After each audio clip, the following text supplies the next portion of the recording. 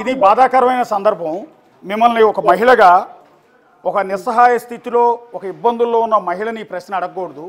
కానీ జనాల దృష్టిలో మిమ్మల్ని చాలా దారుణంగా క్రియేట్ చేసింది సొసైటీ, కొంత మీడియా మిమ్మల్ని ఈరోజు సొసైటీ ముందు ఒక దోషిగా నించోబెట్టి మీ క్యారెక్టర్ని అసాసినేషన్ కూడా చేసింది ఒక విధంగా చెప్పాలి అంటే. అందులో భాగం ఏంటంటే మీ భర్త ఎలా చనిపోయారో నాకు తెలియదు, బట్ మీ భర్త చనిపోవటం వెనక కూడా మీ పాత్ర ఉందన్నట్టుగా ఒక ఆర్టికల్ రాశారు. అది చూసి మాకు కూడా నిజంగా బాధ అనిపించింది, ఇలా ఉంటుందా అని. నా భర్త ఎలా చనిపోయాడనే దాని మీద సమర్థవంతంగా కేసు కట్టి అప్పట్లో ఇన్వెస్టిగేషన్ చేసింది శ్రీనివాస్ గౌడ్ అనే ఒక ఎస్ఐ గారండి. ఇప్పుడు ఆయన సిఐగా 6 టౌన్ లో ఉన్నాడండి. ఆయన ఇంటర్వ్యూ తీసుకోండి మీరు, ఛానల్స్ వాళ్ళందరూ కూడా, ఆయన చెప్తాడు దానిలో. నాకు అసలు అప్పుడు 18 సంవత్సరాలు ఉంటాయండి. 18 సంవత్సరాల వయసులో నాకు ఎవరు తెలుసండి? నాకు నెల్లూరులో Atmakur bus stand, Gandhibomma centre తప్ప ఏమీ తెలియదు. అది కూడా మా అమ్మతో వెళ్ళేదాన్ని, మా అమ్మతో వచ్చేదాన్ని. ఆ వయసులో నేను అంత కుట్ర. ఇంకోటి ఏంటంటే మేము చిన్నప్పటి నుంచి ప్రేమించి పెళ్లి చేసుకున్నామండి. ఇంకో బాధాకరమైన విషయం ఏంటంటే నా భర్తతో నాకు ఏ సంబంధం లేకుండానే చనిపోయాడండి. అంటే అండి ఏ సంబంధం లేకుండా అంటే బాబు పుట్టాడు కదా? లేదండి, బాబు పుట్టింది నేను ఒకరి చేతిలో మోసపోవడం వల్ల నాకు బాబు పుట్టాడు. ఆ విషయం నా బిడ్డకు కూడా తెలియదు. నా బిడ్డకి తండ్రి శ్రీకాంతే అని చెప్పాను నేను అప్పుడప్పుడే ఊహ తెలుసుకున్నప్పుడు 2022లో. అప్పటి నుంచి ఆయనే తండ్రిగా భావించి వాడు కూడా ఇంటర్వ్యూలకు వస్తుంటాడు. ఆయనే తండ్రి అని బయట చెప్తాడండి. నా కొడుకు ఇనిషియల్ కూడా నేను ఏకే కనిష్కన్ కార్తికేయ రాజని ఏ అని చెప్పేసి శ్రీకాంత్ వాళ్ళ ఇనిషియలే పెట్టున్నానండి. అంటే బాబు మీ భర్తకి పుట్టలేదు, శ్రీకాంత్కి పుట్టలేదు, థర్డ్ పర్సన్ ఉన్నారు. అంటే మీ భర్త చనిపోయిన తర్వాత మిమ్మల్ని మోసం చేశాడండి? మోసం చేశారండి నన్ను. ఒక వ్యక్తి మోసం చేశారు. ఆ మోసం చేసి మానసిక స్థితి నాకు బాగా లేకుండా వచ్చిందండి. నాకు బ్రెయిన్ లో బ్లడ్ క్లాట్, ఫిక్స్ కూడా ఉందండి. నా హాస్పిటల్ ఫైల్ అన్న కూడా ఇస్తానండి. ఏ చిన్న టెన్షన్ వచ్చినా నాకు ఫిక్స్ వస్తుందండి. ఇప్పుడు నేను డోస్ పెంచుకోనండి. ఉదయం ఒక మాత్రని, సాయంత్రం 2 మాత్రలు, 1500 mg ఫిక్స్ మాత్రం నా బాడీలోకి పోతుంటే నేను ఇలా మీతో మాట్లాడుతున్నానండి. అంటే నిన్న మీరు ఒక మాట చెప్పారండి, మీ భర్త వాయిస్ అండ్ శ్రీకాంత్ గొంతు, ఇద్దరు గొంతులు కూడా ఒకేలా ఉంటాయి కాబట్టి నేను శ్రీకాంత్ని ప్రేమిస్తున్నాను అన్నారు. స్టిల్ ఇప్పటికీ అదే కారణమా? అవును సార్, అవును సార్. విషయం ఏంటంటే అండి, నా భర్త చనిపోయేటప్పటికి 2.5 నెల 3 నెలలో ఉంటదండి. అంటే ఆగస్టు 15వ తారీఖు నాకు పెళ్ళయిందండి. నవంబర్ 2వ తారీఖు మా మామయ్య, నేను మామ అంటానండి, మా అత్త కొడుకు, నాకు మేనత్త కొడుకునండి ఆయన. అంటే నాకు చిన్నప్పటి నుంచి నేనంటే ఆయనంటే నాకు ఇష్టం అండి, బాగా ఇష్టం. అయితే మాకు నిశ్చితార్థం అయిన తర్వాత ఆయన ఒక బైక్ మీద నుంచి పడ్డాడండి, వర్షంలో జారి పడితే. ఆయనకి తొడ దగ్గర నరం కట్ అవడంతో ఆయన శారీరక సంబంధాలకు దూరంగా ఉండమని చెప్పి డాక్టర్ అడ్వైజ్ చేశారండి. ఈ లోపల మాకు పెళ్లి సమయం వచ్చింది, పెళ్లి అయిపోయింది. కానీ మాకు ఎటువంటి శారీరక సంబంధాలు అనుభవించకుండానే నా భర్త చనిపోయాడండి. ఆ మానసిక వేదన నన్ను వెంటాడుతూనే ఉందండి.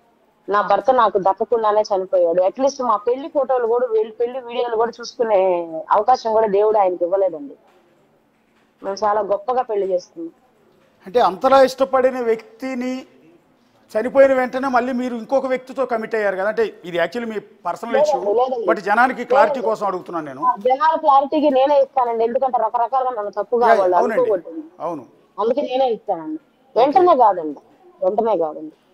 నేను 5 ఏళ్ళు 6 ఏళ్ళు నేను ఒంటరి జీవితం, హెల్త్ ఇష్యూస్, హాస్పిటల్ అడ్మిషన్స్, నేను కోమాలో కూడా వెళ్ళానండి. కొన్ని రోజులు నేను కోమాలో కూడా ఉన్నాను. ఆ షాక్ నుంచి బయటికి రావడానికి నాకు కొంచెం సైకలాజికల్ ప్రాబ్లం వచ్చింది. ఆ సైకలాజికల్ ప్రాబ్లం లో నారాయణ హాస్పిటల్ హెచ్ఓడి కృష్ణమూర్తితో హెచ్ఓడి గారి దగ్గర నేను ట్రీట్మెంట్ తీసుకున్నాను. కొద్ది రోజులు సైకియాట్రిక్ గా మా ఇంట్లో వాళ్ళని కూడా కొట్టేదాన్ని అంటండి, కోపం వచ్చినప్పుడల్లా. ఆ మానసిక పరిస్థితిలోంచి నన్ను బయటికి వేసేదానికి కొంచెం టైం పట్టిందండి మా ఫ్యామిలీకి. తర్వాత నేను ఒకరి మాయ మాటలు నమ్మాను. ఒక 5 ఏళ్ళు 6 ఏళ్ళ సమయం తర్వాత ఒక మాయ మాటలు నమ్మానండి. కొంత పరిచయంలోనే నాకు ప్రెగ్నెన్సీ వచ్చేసింది. తర్వాత ఆయన పెట్టే వేధింపులు తట్టుకోలేక నేను బయటకు వచ్చేసాను. ఆ తర్వాత బయటికి రావడం, నేను వెలుగులో చేరాను. వెలుగులో చేరిన వెంటనే ఇంకొక పెద్ద నాయకుడు నిరంజన్ బాబు రెడ్డి గారు ఆయన నా మీద పగబట్టారు.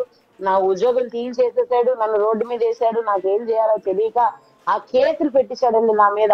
ఈ రోజు దిశ పోలీస్ స్టేషన్ లో ఉన్నటువంటి సిఐ చింతం కృష్ణారెడ్డి, ఆయన అడగండి మీరు, నన్ను ఏ విధంగా నలిపారు ఆయనండి. అప్పుడు కోవూరులో ఎస్ఐ నన్ను ఓకే. నలిపారండి. బండి పెట్టి ప్రచారం చేశారండి, పట్టించండి ఆ అమ్మాయిని, ఎక్కడుందో పట్టించండి, నన్ను అరెస్ట్ చేయాలి, జైలుకి పెట్టాలని. అంత బాధలు ఎదుర్కొన్నానండి. దాని వెనకాల ఉన్న కారణం ఏంటో తెలుసా అండి? ఓకే. వైఎస్ఆర్ సిపిలో వార్డు మెంబర్ గా గెలిచినటువంటి నా తల్లి పోలంరెడ్డి శ్రీనివాసులు రెడ్డి సమక్షంలో వెళ్లి కండవా వేయించుకోవడం అండి. ఓకే. ఆ కారణంగానే నన్ను నలిపారండి. అబ్బో ఆ నలపడం నాకుండే ఆరోగ్య పరిస్థితికి ఇంకా నేను చచ్చిపోతానేమోనని, నాకు వద్దండి ఉద్యోగం అని నేను అప్పట్లో ఉన్నటువంటి అధికారులను బతిలాడుకొని ఆ ఉద్యోగం వదిలేసేసి, నన్ను ఏ వైఎస్ఆర్సీపీ పార్టీ ఇబ్బంది పెట్టిందో ఆ పార్టీ నాయకుడిని నేను ఛాలెంజ్ చేసి ఇక్కడ రాజకీయాల్లో నిలబడి కట్టుకున్నానండి. ఈ రోజు వైఎస్ఆర్సీపీ పార్టీకి ఎవరైతే నన్ను ఇబ్బంది పెట్టినటువంటి వ్యక్తి ఎవరైతే ఉన్నారో అతను పెద్ద చీటింగ్ వ్యక్తి అని అదే ప్రసన్న కుమార్ రెడ్డి గారు నిజం తెలుసుకొని వాడిని పక్కన నెట్టేశారండి. ఓకే. అది నిజమా కాదా మీరు వెరిఫై చేయండి. ఓకే. అంటే ఇక్కడ నాకు ఏ శక్తి నాకు హెల్ప్ చేయలేదండి, ఒక్క దైవ శక్తి తప్ప. నేను కాళీ అమ్మను కొలుస్తానండి, కాళీమాత ఉపాసనలు చేస్తాను. నేను ప్రతిరోజు చేస్తున్నటువంటి నా మంత్రబలము, నా ఉపాసన నాకు దిక్కైందండి. ఇంతగా ఇప్పుడు నేను దిగినటువంటి ఎమ్మెల్యేల ఫోటోలు అయి ఉండొచ్చు, మీడియా వల్ల నాకు ఇంత హైప్ తీసుకొచ్చి ఉండవచ్చు, నిరంజన్ బాబు నన్ను ఇబ్బంది పెడితే నేను ఎదుర్కొని ఉండవచ్చు, శ్రీకాంత్ ని జైల్లో నేను రాఖీ పండగప్పుడు నేను మీద ఫోటోలు కూడా ఇంతకు ముందే అందించాను, మీకు మీ రిపోర్టర్లు వాళ్ళు అందించుంటారు. జైల్లో నేను రాఖీ ప్రిజనర్స్ అందరికి కట్టే ఫోటోలు ఉన్నాయి. అది నిజమో అబద్ధం అక్కడే నేను శ్రీకాంత్ చూశాను. చూసినప్పటి నుంచి ఆయన్ని ప్రేమించి పెళ్లి చేసుకోవాలని ఇప్పుడు నేను చేస్తున్నటువంటి ఈ ప్రేమ పోరాటానికి కూడా నేను నమ్మిన నా దైవ బలమే నాకు తోడుంది, కానీ ఏ మానవ శక్తో లేకపోతే ఏ దుష్ట శక్తో నాకు తోడులేదండి. నేను అది మాత్రం గట్టిగా నమ్ముతున్నాను. ఇక మీదట కూడా నా ప్రాణాలు నేను నమ్ముకున్న దైవం కాపాడుతుందో లేదు. ఇట్లా నేను వ్యక్తిలో ఈ లైవ్ ఇచ్చిన తర్వాత ఇంతటితోనే నా ప్రాణాలు పోవాలని ఆ దైవంలో రాసి పెట్టందో తెలియదండి నాకు. సిన్సియర్గా ఇప్పటికీ శ్రీకాంత్ని అదే విధంగా ప్రేమిస్తూ ఉన్నారండి, అదే రకమైన ఎఫెక్షన్ ఆయన మీద. శ్రీకాంత్ మీద ఇప్పుడు ఇలా నన్ను సమాజం నలిపే కొద్దీ నాకు శ్రీకాంత్ మీద ఉన్న ప్రేమ ఎక్కువైపోతుందండి. ఆయన్ని నేను దక్కించుకుంటాను, ఆయనతో నేను జీవితం కొనసాగిస్తానన్న నమ్మకం నాకు ఎక్కువ ఉందండి. వీళ్ళు నన్ను చంపైపోతే తప్ప నేను పోరాటం చేసైనా సరే శ్రీకాంత్ తెచ్చుకోండి. సీఎం గారు కాళ్ళు పట్టుకుంటానండి పోయి, నన్ను ఇట్లా అయ్యా నేను మీరు సమావేశం పెట్టేంత వరకు వెయిట్ చేద్దామని నేను ఉన్నానండి, మీకు ఇంత మేలు చేశాడు ఆయన, ఇంటెలిజెన్స్ రిపోర్ట్ తెప్పించుకోండి, ఆయన ఎవరి కోసం కష్టపడ్డాడు గొడ్డులాగా, ఆయనకి మెర్సీ పెట్టండి అని వాళ్ళ తల్లిదండ్రులను తీసుకెళ్ళి నేను సీఎం కాళ్ళ మీద పడతానండి, నా లైఫ్ ని నిలబెట్టండి సీఎం గారు అని ఆయన కాళ్ళ మీద పడతామండి, వాళ్ళ అమ్మగారు, నేను, వాళ్ళ నాన్నగారు.